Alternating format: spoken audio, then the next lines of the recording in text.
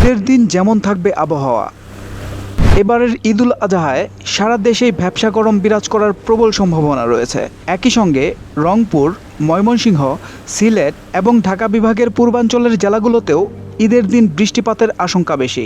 এসব অঞ্চলে ঈদের আগে, ঈদের দিন ও পরে মাঝারি থেকে ভারী বর্ষণ হতে পারে। পাশাপাশি অস্থায়ীভাবে দমকা ও ঝড়ো হাওয়া, বজ্রপাত সহ হালকা থেকে মাঝারি বৃষ্টির সম্ভাবনাও রয়েছে। আবহাওয়া অধিদপ্তরের ঝড় সতর্কীকরণ কেন্দ্রের আবহাওয়াবিদ একেএম নাজমুল হক 23 মে শনিবার বলেন, দেশের বিভিন্ন বিভাগের মধ্যে আবহাওয়ার ধরনের পার্থক্য রয়েছে।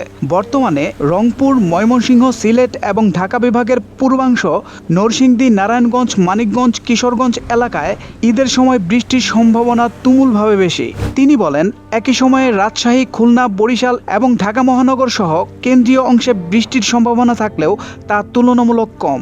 এপ্রিল মে মাসে স্থানীয়ভাবে হঠাৎ করে বজ্রসহ বৃষ্টির মেঘ তৈরি হয়, ফলে অনেক সময় স্বল্প সময়ের জন্য বৃষ্টি হয়ে যায় এবং পূর্বাভাসের সময় তারতম্য দেখা দিতে পারে।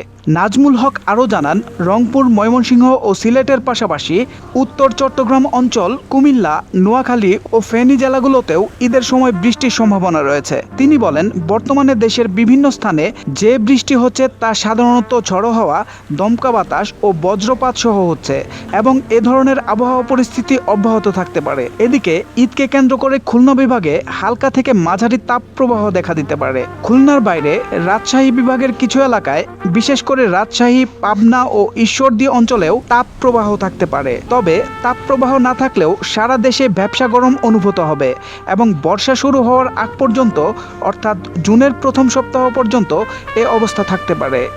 সোহেল মাহমুদ, দৈনিক নতুন সময়, ঢাকা।